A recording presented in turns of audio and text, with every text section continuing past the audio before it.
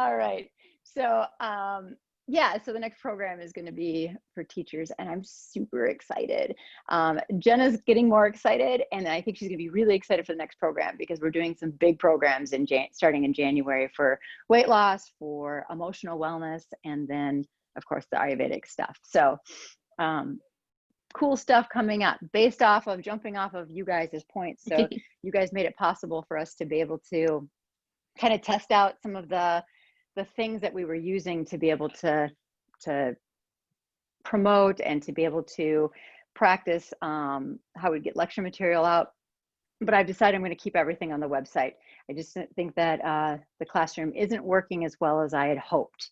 So to simplify things for people who are not as tech savvy, I'm going to keep everything on the website. So everything will still be available for everybody. So even though I'm doing the lectures for the teachers, it'll be geared toward them, meaning the verbiage will be toward teachers, but they will also they'll also be live to everybody. So on the website, on the calendar, it'll say this program, this program, this program, this program, and you can go ahead and just join the class just like you would just jump into here if you weren't part of this program. So it'll be good. It'll be a lot of fun. It'll cover all this stuff again, but it'll be a more condensed version. So it'll be shorter segments going over some of the stuff and whatever else new I pick up along the way. So just like everything else, I highly recommend if you can attend them, at least just put earbuds in and listen to them while you're doing something else. Any information repeated many times is beneficial. I'm a prime example of this. I keep on studying Ayurveda basics over and over and over again, and I can't seem to get enough of the basics just because there's so many viewpoints on it. And I keep on pulling in information because every time I rewrite the material, I rewrite the material. I mean, Jenna can vouch for that. Like it's changed over the course. The basic concepts of what it was important, but the information and research that's coming underneath is really valid. So anyway, all right. It is time to talk about food as medicine. So better belly, happy belly. This is a huge topic. So I think I say that every time, but this one is so huge, so huge. I'm going to do the basics of what you can start with for nutrition. And Ayurveda looks at nutrition different than Western medicine does, of course, because we look at timing and we look at tastes as the most important thing.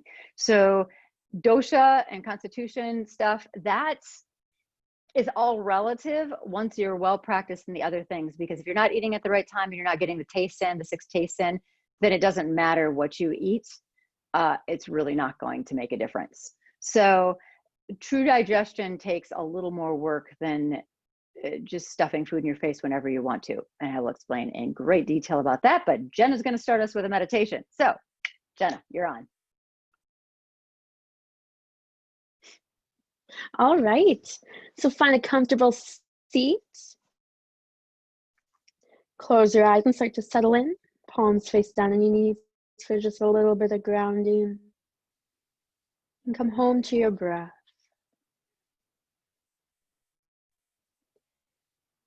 Follow each inhale and each exhale.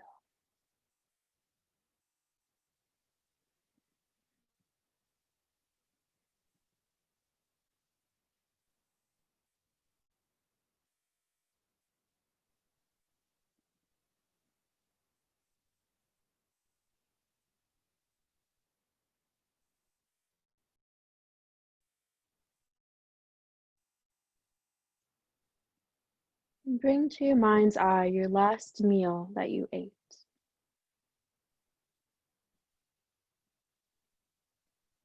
Think of the colors, the textures, the tastes.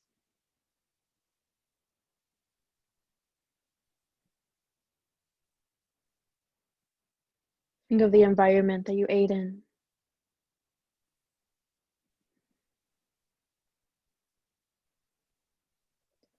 Think of the environment that your meal was prepared or cooked in.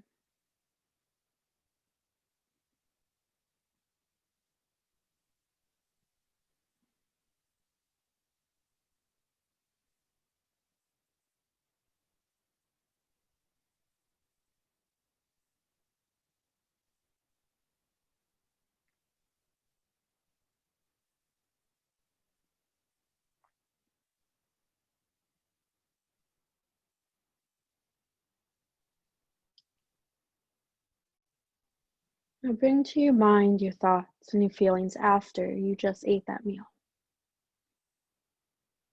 Were you left satisfied or wanting more?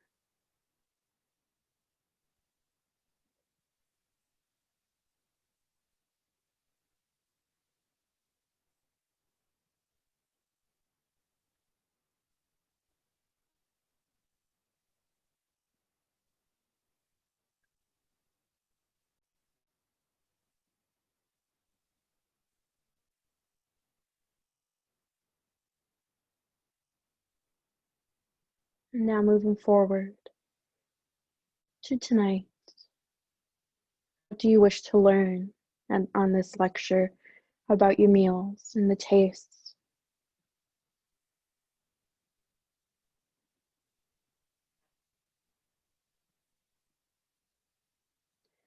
What questions may you have to better plan your next meal?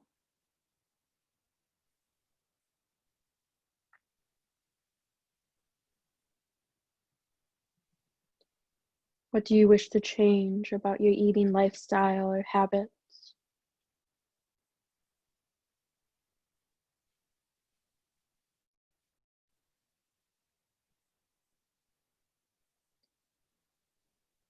What is your one goal moving forward?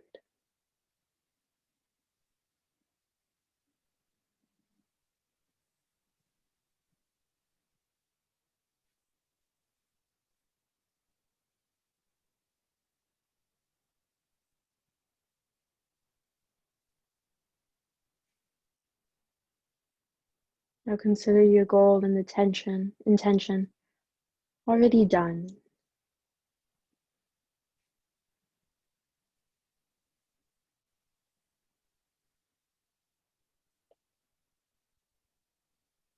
Slowly blink open your eyes. All right. Thank you.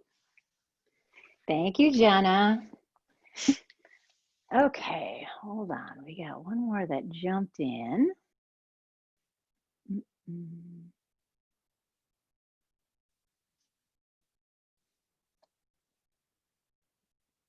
Okay.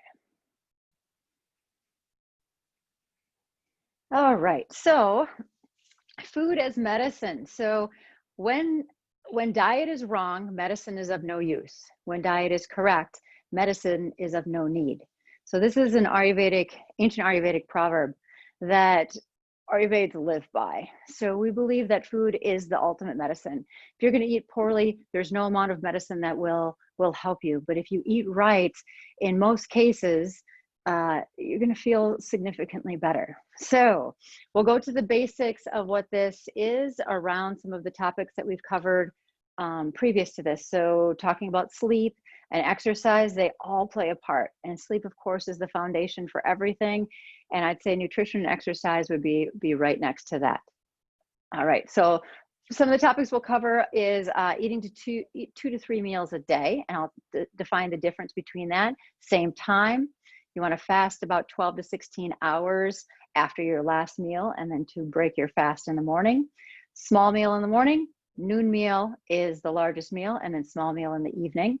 Water between meals. Some tea is okay, but nothing else, and I'll talk more about snacks and why that's important. Fresh foods with high nutrition. Gratitude, so giving gratitude for your food before and after is ideal, but before is key. Even when you're preparing it, you can give gratitude to the food. And it doesn't have to be a prayer. So if you're not a Christian, if you don't do Christian prayer or some sort of religious prayer, it isn't about praying. It's about honoring the fact that the food is there. So the people that have brought it into your life, how it was prepared if you went out to eat, that kind of thing, because we can change the mood of the food. One of my teachers is huge on mood of food, that it affects us, that anything we put into our body, how it was treated before that will affect the cells of our body. So if it was prepared in an angry way, it will affect our cells in an angry way and disturb digestion and our cellular structure. No multitasking and slowing down when we eat. Emotionally charged foods, so I just kind of touched that base on that a bit. The 6 tastes and how they're important, so I'll break down the 6 tastes at the end. Relax after eating. So You can take a short nap. I wouldn't say it's a sleep. It's not sleeping, it's resting.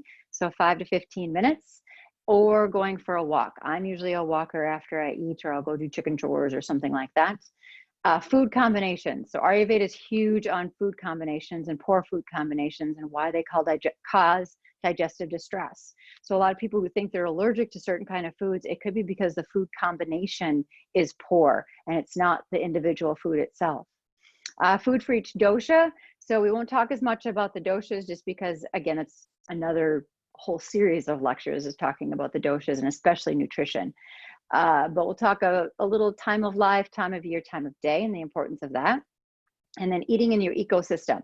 So time of year would follow a little bit in the ecosystem, but if you can eat fresh out of the garden, like this time of year, it's super easy for us to eat fresh food that's locally grown. And that's the key, is to try to eat as seasonally as possible.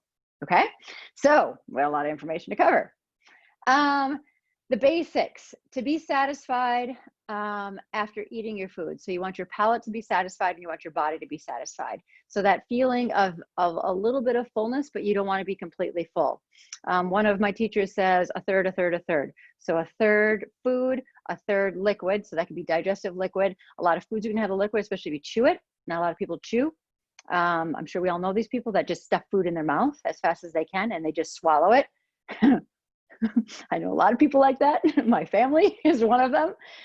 When you chew your food, your body creates saliva that helps our digestive system to be able to ID what it needs. So when we chew our food, it's sending messages to our brain, which is sending messages to our gut, because the gut-brain access to be able to give us the right food combination, the right acids, the right amount of bile to be able to digest that food. And then a third empty. So the idea is not to fill your stomach completely. If you constantly fill your stomach full, full, full every time, you'll start to stretch your stomach, and that's not something we want to do. Increase body strength and provide energy. So if you feel tired after you get done eating, if you're eating poor food, then it's the obvious. I don't have to explain that at all. If you're eating good food, it's because your body has too much ama.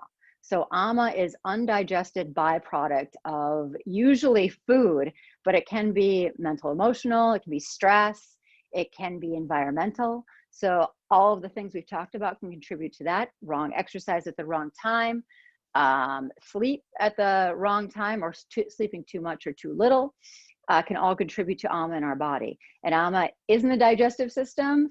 If things go wrong, and it could be in any part, and our tongue can usually tell us what part of the digestive system it's in, which makes it really interesting when you look at your tongue in the morning before you scrape it, because it can give you some idea of where the ama is settling. It's really bad if it's in your stomach and small intestine, because that's where we do most of our digesting, is in our small intestine.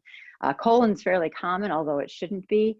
Your tongue should be fairly clean in the morning. If you're scraping off a lot of gunk, that's definitely an issue. It means the byproduct is coming up.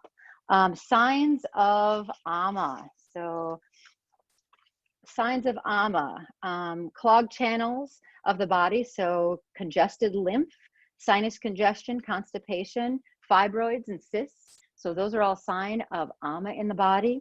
Fatigue, heaviness, abnormal flow of vata, meaning vata is either going up, so it's pushing the ama up on your tongue, or going down, either too fast or not at all. Indigestion, stagnation, abnormal taste in the mouth, poor appetite, muted taste, meaning your taste is very, very dull. Sexual issues, so meaning stuff with your reproductive system, whether you have low libido or you have PMS. PMS is definitely congestion and ama buildup. We call it ama buildup. Lymphatic system, it would be a clogged lymphatic system, which is a whole topic that I'm going to be touching over the next month in preparation for fall, in hopes to get everybody healthy through COVID, because it's going to get flu season, COVID season. It's the same thing this fall. Like it's going to be the thing this fall. Mental confusion, so fogginess in our mind, not being clear, waking up congested in our mind. Feeling unclean, so where you have kind of a smell about you, when you don't wear deodorant. And we shouldn't have to wear deodorant. Our body shouldn't have any odor at all if we're eating the proper food and our body is not creating ama. If our body's pushing out ama, that's one of its things, is that it's going to smell. Diseases that go with that can be like gout, beginning of diabetes, elevated blood sugar, anything with the heart.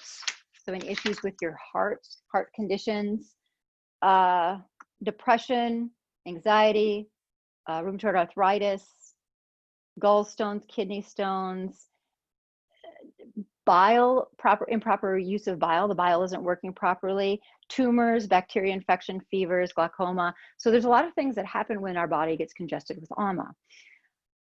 All right. Ways to be able to work with ama we'll talk about in a little bit, and it's just going to be going through the basics, and then I'll give you a recipe at the end because it's something worth trying. It might be a little harsh at the beginning, but eventually you actually crave it. It's really quite tasty. Maintain regular functions in the body and in the tissues are nourished properly. So the idea is that your body is feeding your body is feeding your body. So we don't want anything congesting or blocking that up. Increase longevity. So having a long, healthy life.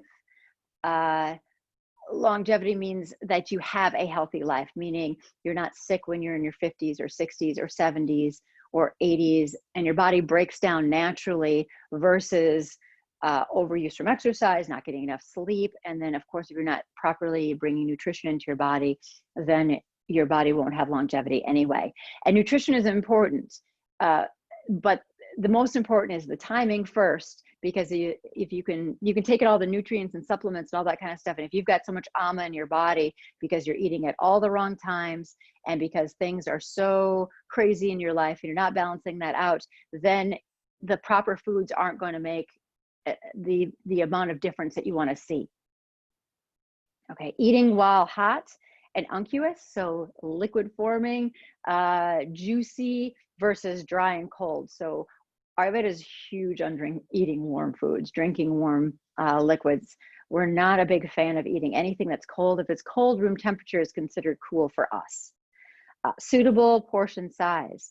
So what I said in the beginning, small in the morning, big meal in the middle of the day, small meal at night. So supper translate as something a little extra. It should be a small meal in the evening. Suitable to the climate and season. So living in the far northern climate like we do, I mean, we're not Canada or Alaska or anything like that, but it's really not that much difference once you get past the Mason-Dixon. So it's up here, our food supply is going to be very different in the winter than what it is in the summer. Like summer, you can get just about anything that we can grow in this area. If you can eat the majority of the foods that we grow in our climate, especially in the spring, summer, and fall, you're going to be way better off.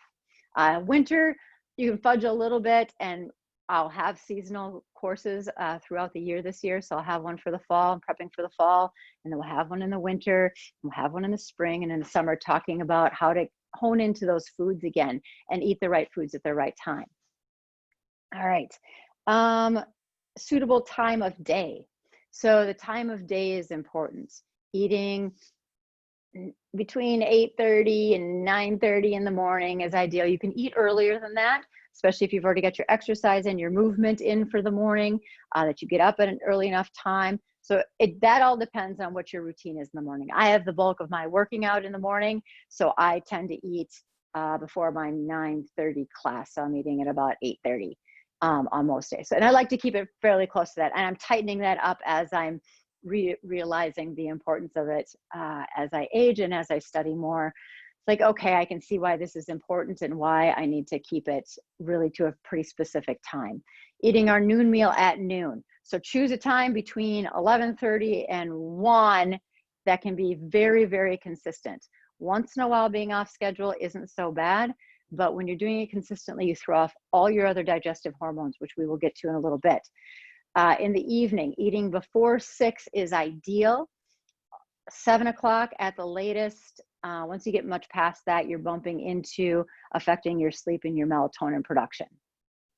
Melatonin also helps for digestion. I did learn that. I didn't know much about melatonin with digestion. I knew that there was a different, the communication between the gut and the brain and how strong that connection is. But you don't think of some of those hormones crossing over like that, especially one that's specifically designed for it's time to sleep alarm versus the digestive juices and hormones that have to do with that, but they do play together. It's always fun when things play together instead of working against each other. Sometimes against each other is a good thing though too. And then suitable for your dosha. So looking at the constitutions and saying, which we will not get to because we don't have a time, but we've got plenty of great things to be able to add to that.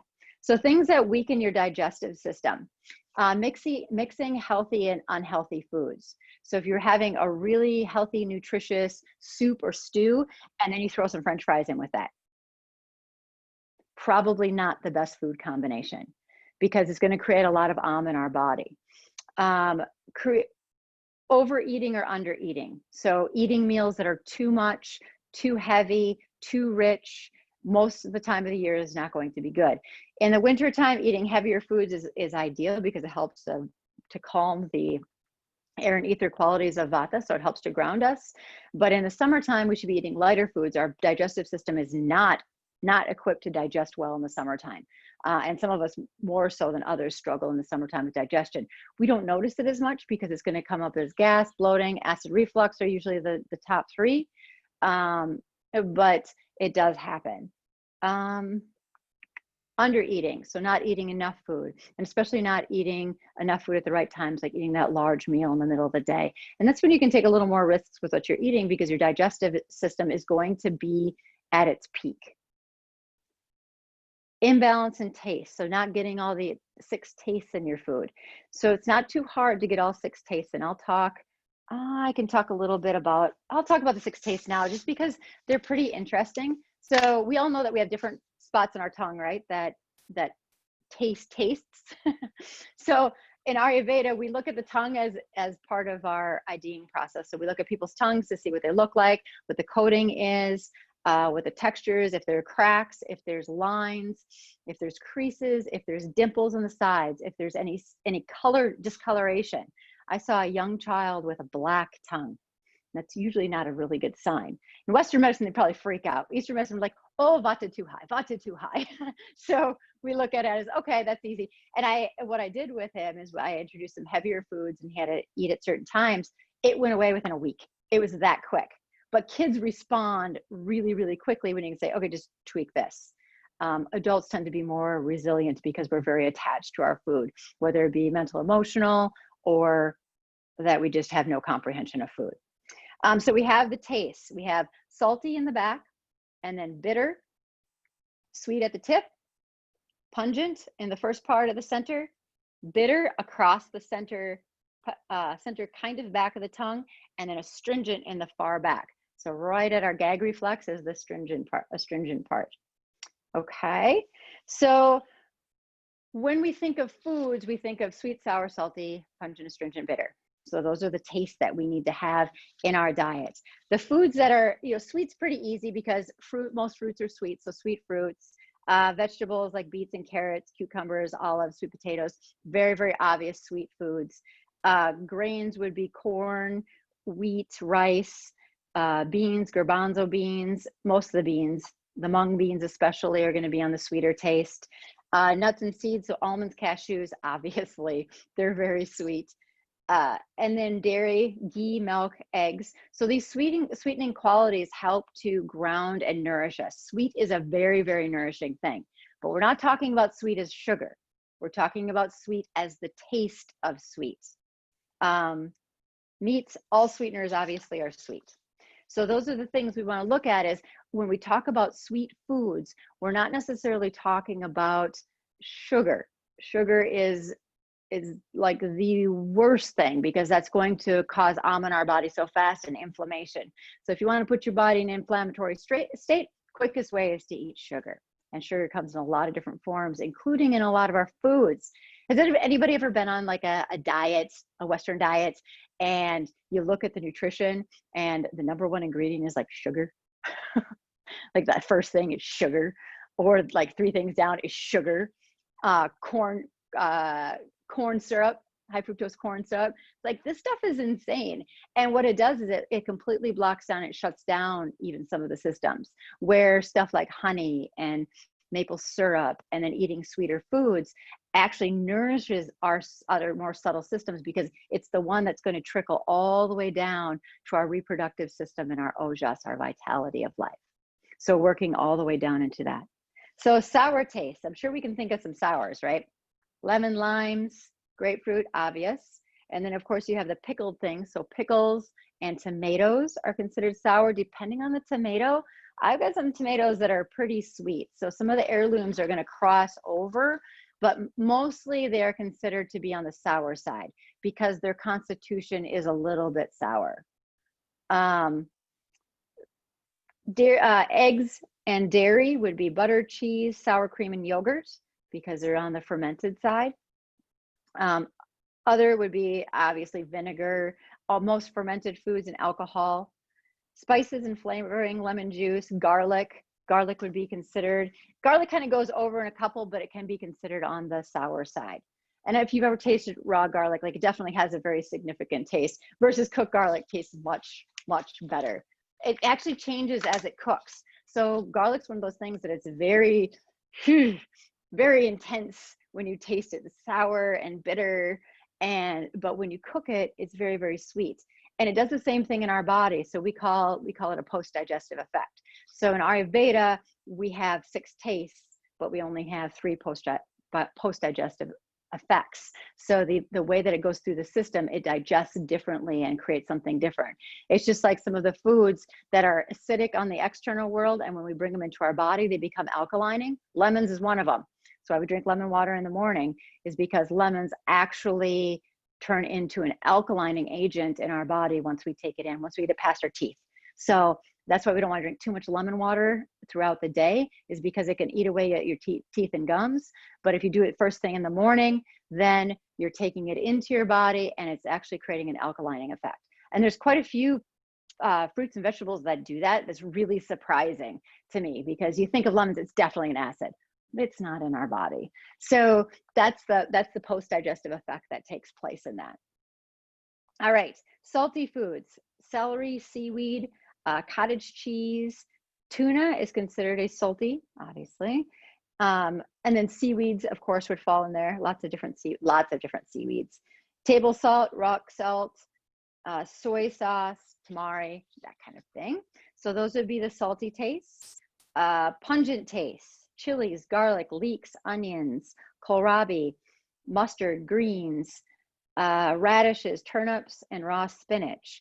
Raw spinach is another thing, when it's cooked, it turns into something else. So it goes into the sweet category versus being in the pungent category. Grains would be wheat, buckwheat, and spelt. Nuts and seeds would be mustard seeds. Spices, so most spices are going to be considered pungent, especially black pepper, cardamom, cayenne, cloves, ginger, hing. So hing, vasak is one of the herb combinations that I use for a lot of my cooking. It's balancing for both kapha and vata, so I can use it for most of the year. I don't eat it during this time of the year. It's funny, Jenna, I don't even crave it this time of year. Like, I want nothing to do with hing this time of year. But in the fall and in the winter and in the spring, I can't get enough of it. And it's kind of like an Italian seasoning. It's really, really good. Hing vasak. And I usually give it to most of my clients unless they're high pitta in the middle of summer. Then I kind of avoid it, but most people aren't. They usually ride on more of the vata and kapha sides. Spices, other spices, let's see, mustard seed and paprika. The bitters, so bitter melon, burdock root, leafy greens, kale, chard, dandelions, yellow duck, eggplants, artichokes, sesame seeds, sesame oil, coffee, dark chocolates. Spices would be cumin, dill, fenugreek, saffron, and turmeric. So these tastes are really important, and they're not all that hard to get. And there's a little recipe that I'll give you at the end that you can just take before you eat, and it actually helps to cleanse your palate so that you can taste food better, so that you feel the food, so you can really really have a relationship with your food versus just putting something into your stomach. And this is important again, because you might not eat as much then. I have found since I've started really being mindful of the foods that I eat, sometimes sometimes I have regular stuff like pizza, of course, and once in a while I have a glass of wine or something. But most cases, I'm being more and more and more mindful of my food, and I'm noticing that I don't need as much, and I'm digesting way better. So this is, for me, it's promising, because then I can say, well, I'm a living example of what I'm doing. I'm not perfect, and it's not about being perfect. It's about doing the best that you can. And if you keep any one rule as an important rule, the timing is the most important thing. The foods will all come in time. What is Jenna doing? My goodness, girl. I'm playing with my cat. Yeah, I see that. Yeah. All right.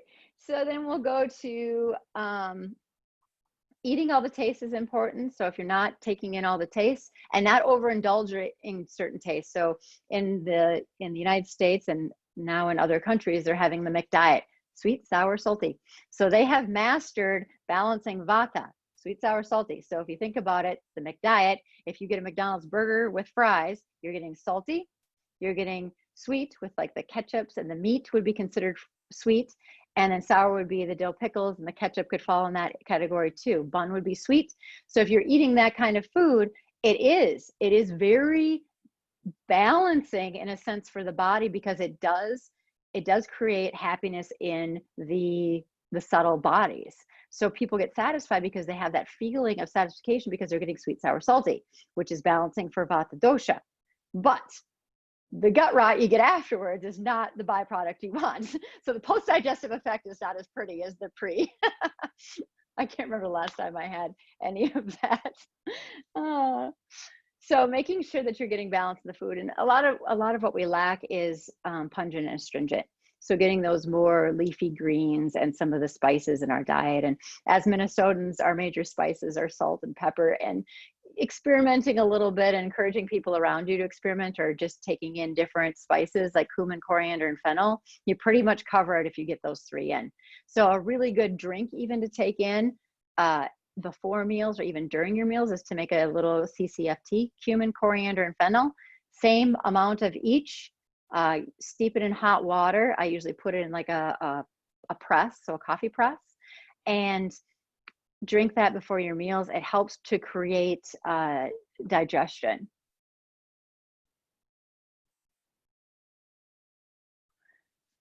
Yeah, I'm not as familiar with those spices. I'd have to know what's in them. And just make sure there's not sugar in there, because there's a lot of sugar in those. Yeah, okay, fair enough. Yep.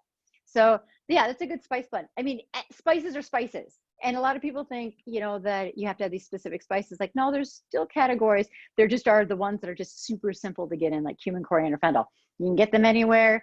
They taste really great. You can use different parts of it because each one does each constitution. Later topic. But yeah, bring those spices into your life. They're really good ones. Cardamom's another really good one.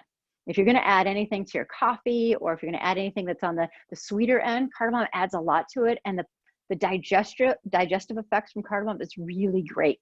So, and it's like really, really nice spice. Just get it ground, because it's quite the ordeal to have to grind those little rocks up.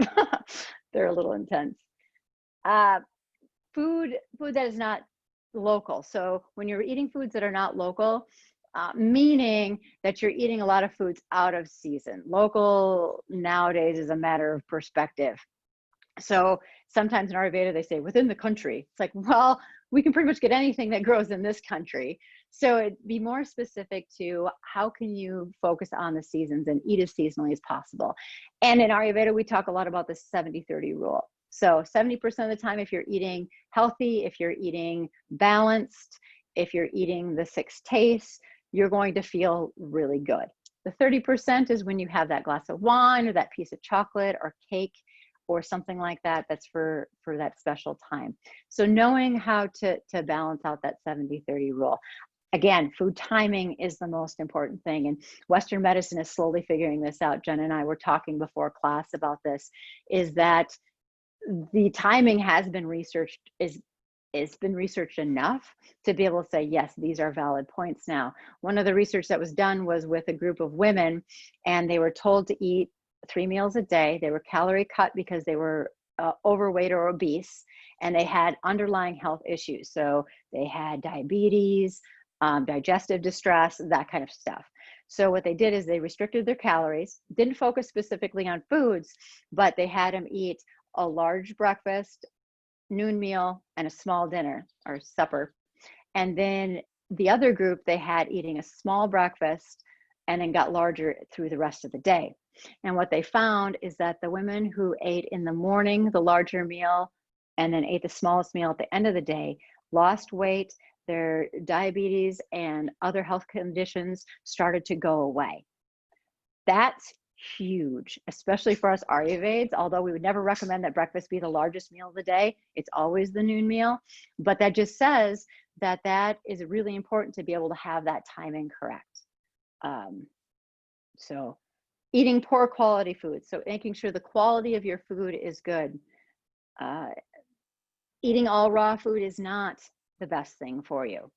Okay. So a lot of people think, oh, I should eat raw diet, raw diet, raw diet. It's like, meh, not the best, because our body is not necessarily designed to digest hard things. And the harder we make our digestive system work, the more ama it's going to create as a byproduct. So think of a fire, and you put in the fire, you don't put big, heavy, wet logs on there when you want to start a fire, right?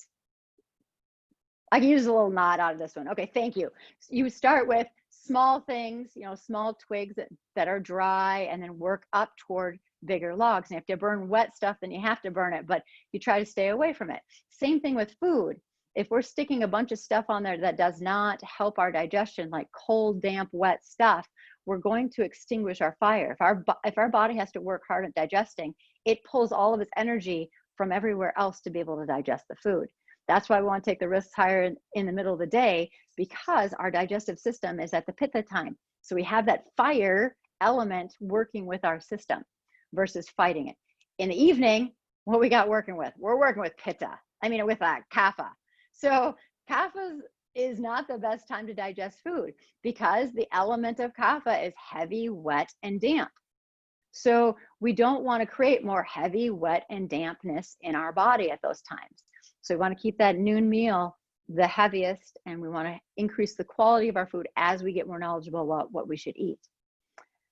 Foods that aggravate the mind and body. So overeating pungent, astringent, bitter foods can aggravate the mind. Each food, each taste of the food has its own emotion attached to it.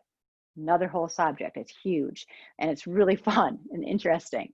But certain foods, like if you think of eating really hot, spicy foods, what usually happens? You get a little hot and spicy yourself.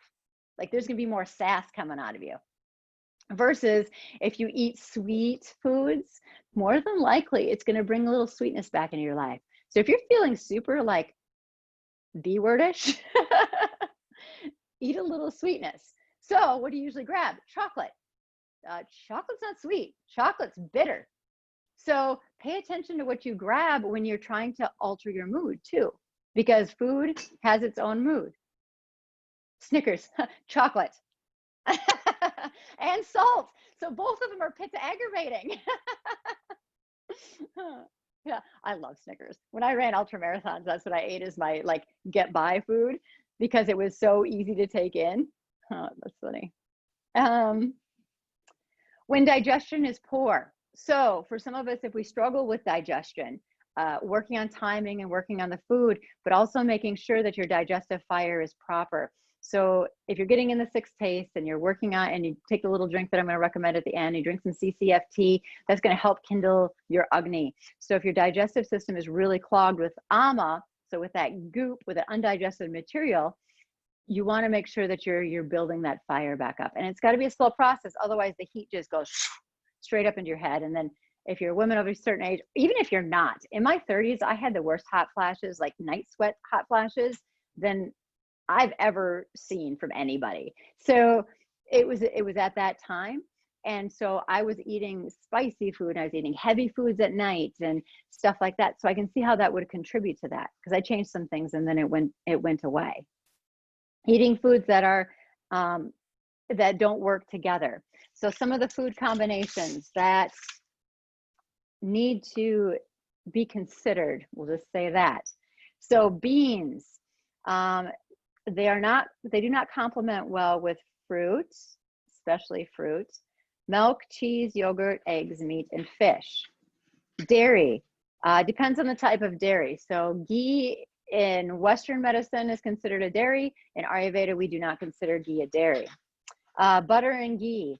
Butter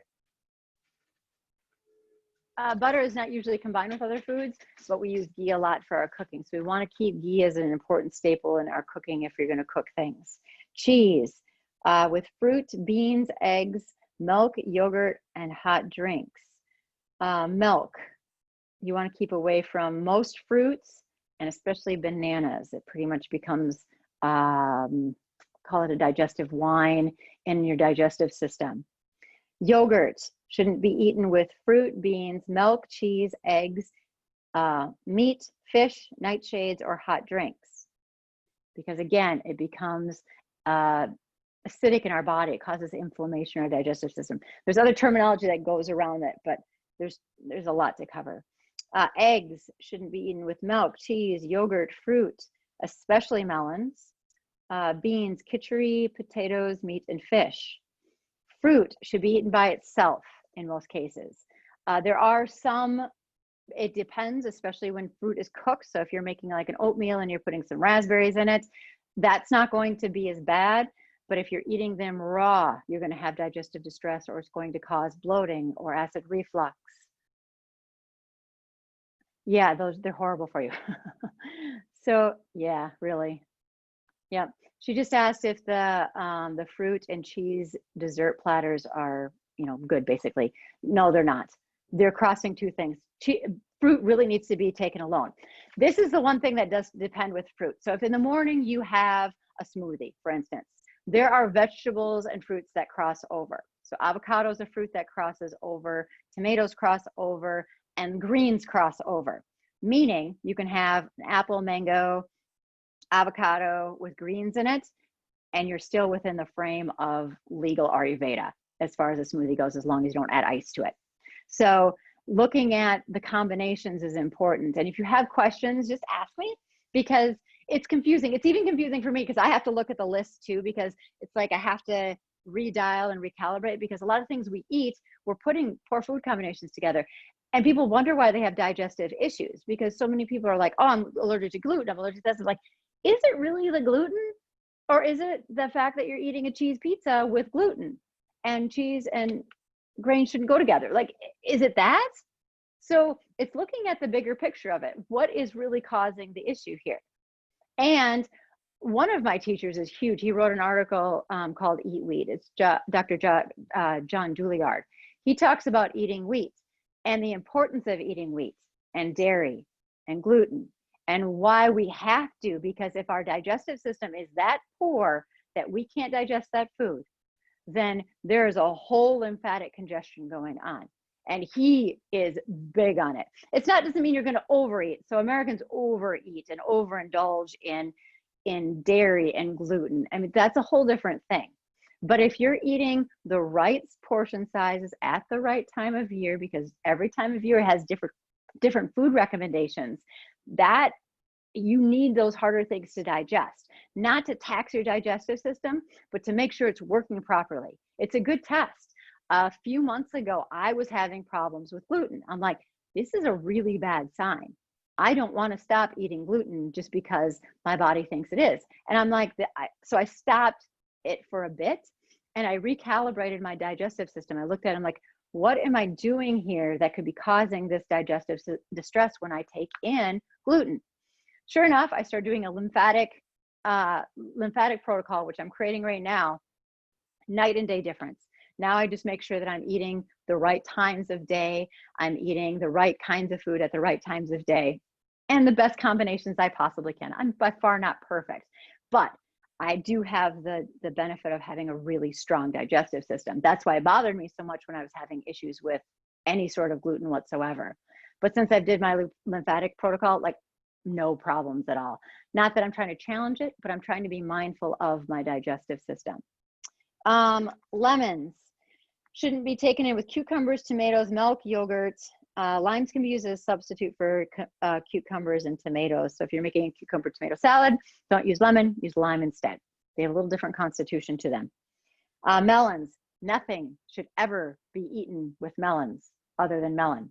So melon on melon, good to go. At its own time, so at least 20 minutes before any other meal so your body can get through it. Otherwise, what's the quality of melons? What time of year are melons grown and harvested? Right now, right? August, September, we start harvesting them in Minnesota. It's the only time you should eat melons. You should never eat them in the spring. They're the worst thing you can possibly do, Ayurvedically speaking. But what they do is they're very, very wet, very heavy, and very, very full of moisture. So they're just loaded with moisture, right? You eat a watermelon, and I eat a whole watermelon. I don't joke around with watermelon. It's a serious deal in my place. Jenna laughs because she knows that I have these mini watermelons like this. It's like whole thing down. Then the other half, rest goes to the chickens. But you're all laughing. Watermelon is one of my favorite things. As a kid, I'd come home from school and I would just dig into a watermelon, like a whole watermelon, before I'd go out in the field and start working. So it's the best way to hydrate yourself, but it also is one of the worst ways to tax your digestive system because it's damp, heavy, and cold, and really, really wet. So you're just going to create more heaviness in your digestive system. If you're having it on an empty stomach, you should be fine. If you get gas and bloating, it means your digestive system isn't working properly, or if you're eating it out of season. This time of year, eat it away on a hot day. There's nothing that's going to be more beneficial than having watermelon, and it might be just a little offset from your meal, but it's all liquid anyway. So, I mean, we're talking watermelon, it's water. And it's also the best sunscreen you can possibly use. So it's a really great sunscreen. You actually bring it from the inside out to be able to protect your skin. All right.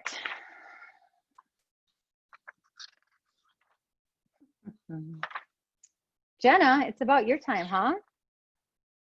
I'm going to do just a little bit of touching up. Does that sound good? Little touch up and we're good? Okay. So there's so much more information that I would love to cover with you guys, but it'll be in the next lecture because I'm going to keep on going over this stuff. And as I learn stuff and as I evolve things, they'll all be recorded, but I love to have everybody live and participating in it. But if you're going to focus on anything, now the main things I would really, really focus on would be eating 3 meals a day. So getting it down to 3 meals a day, no snacking in between. Snacking means anything. No grape, no tomato out of the garden, because what happens, your body resets to digest that food over again. Part of this is because we have 2 hormones that are released, ghrelin and leptin. Ghrelin creates hunger in our body. Leptin is a hormone that helps suppress hunger.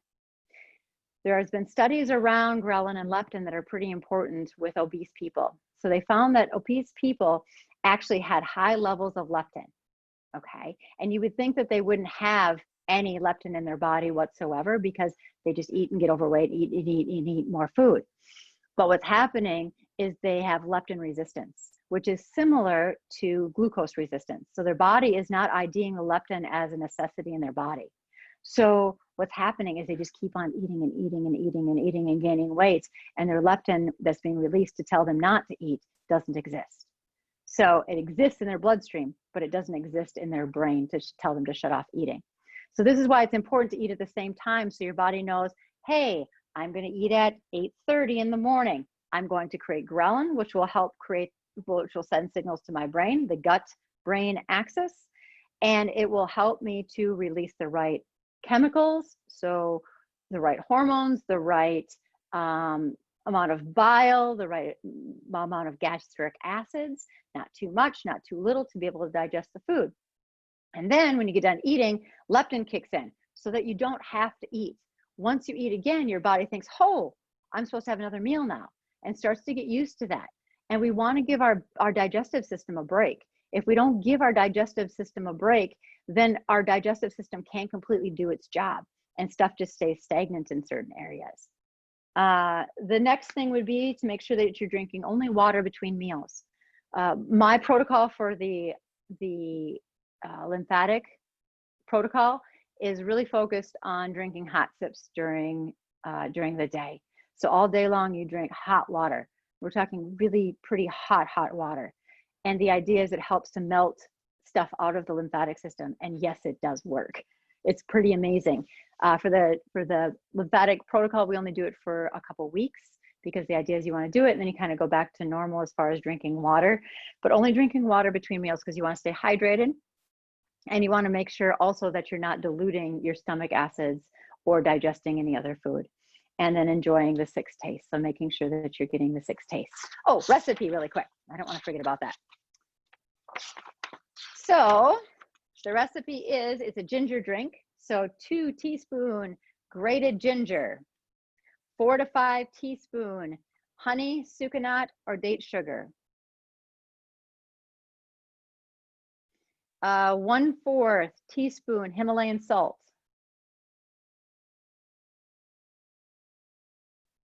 And so pink salt, black salt, any of those Himalayan salts would work. Just make sure it's a gritty salt. So any salt that has stuff in it is good salt.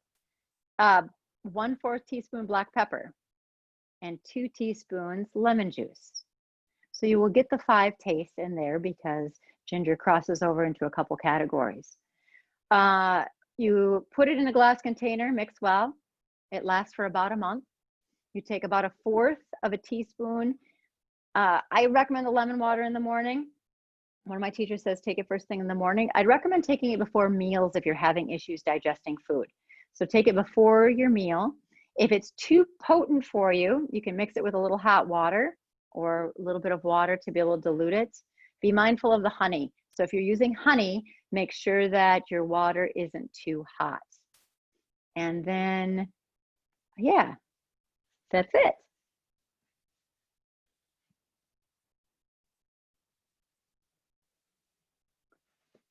Becky, are you asking me herbal tea, herbal hot tea? Are you asking me for the name? No, I was wondering, you were saying hot water. How about just hot herbal tea? Does it do the same stuff? Meaning that you have to digest it? Meaning you were saying take really hot water throughout the day. Well, just water is really boring. Can you do herbal yes, tea? but the idea is that you're doing a lymphatic cleanse, so it has to be just hot water. Okay. Yep. You have receptors in your body that are only designed to take in water, only water. So we want those receptors to get fed because those are the ones that are going to flush everything out. If it has something else attached to it that bypasses the water senses. So we want to make sure that it's just water for that particular thing. All right. Okay. Any other time you can take it throughout, but if you're going to do lymphatic, it has to be just hot water and it has to be all day. And it's like 15 minutes, like every 15 minutes. So Wow. some people have seen me during one of their private sessions. I'll be sitting there drinking water because I'm just doing a cleanse that day, or being able to get my lymphatic going. And I've missed one of the ingredients. What was it? Ginger, Himalayan salt, the honey. So honey, sucanat, or date sugar. 4 to 5 teaspoons. 4 to 5 teaspoons. Yep. Honey, sucanat? Yeah, sugar. It's a specific kind of sugar. Yep. Or date sugar. I think coconut sugar might work too. It just has to have that sweet taste to it. And how often were you supposed to have it? Either you can have it first thing in the morning if you're not doing lemon water. It would be an option for lemon water because it has lemon in it anyway. Or you can do it before meals. So for you, I would recommend before meals would be a good idea. Yep. Thank you. Yep. All right, Jenna, I'm sorry. I asked her how much time she needed and then I got really going on it. So good topic. How about I write a really good blog on mindful eating and I'll post it. Give them a little synopsis of it. Okay, so mindful eating is basically changing your relationship with food and with your body. So growing up, you tend to especially in our Western culture, we don't, eat at the right times, all of that, kind of what Cami has been talking about. And so when you start mindful eating, it's definitely a practice that you want to be patient on. So mindful eating is paying attention to your body and using your own intuition. So our body knows how much food it needs and when it's full and what times it should eat at. It's just breaking our habitual lifelong goals, especially when none of us are kids anymore. So we are, we constantly being our families put these restrictions on ourselves. And so we kind of have to break that. So listening to your body, listening to all 5 senses. So the sounds around the room while you eat, putting away devices. I'm big on trying to not watch TV when my fiance is trying to watch TV during meals. And that's a distraction where you're not able to focus on your stomach and your digestive system and listening to your fullness cues. We all have fullness cues to stop eating. Mine is, especially when I eat a lot of pasta, which is my favorite food ever, I tend to breathe really heavy. So that tells me that I'm done. I need to stop eating. Even though I want to eat more, I don't feel like I'm completely full yet, but I will be. I just need to give it time and I'm done. So just listening to your body, and you'll eventually start to eat less and eat healthier foods as you'll be able to feel better. Yeah, so that's the short, really fuzzy version. Like I said, I'll write something up so you guys can have all the big shabam on it. Thank you, Jana. All right.